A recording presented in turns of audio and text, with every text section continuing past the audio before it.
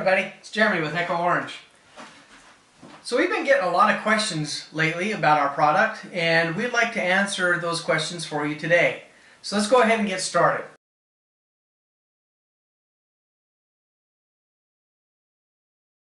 This question is, does Echo Orange work in cleaning ovens? Yes, it does. We recommend using a 5-to-1 solution, which is 5 parts water, 1 part of our cleaning solution. Spray it onto the surface and let it sit for a few minutes. Turn on the oven to about 250 degrees Fahrenheit. Let it sit for 3 to 4 minutes, but you don't want it to evaporate.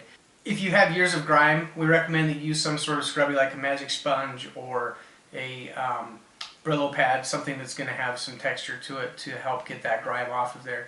And then scrub it in a circular motion and just apply as much pressure as needed. So that should take care of your problem, and if you have any questions, you can contact us at info@echoorange.com. Please subscribe, and happy cleaning.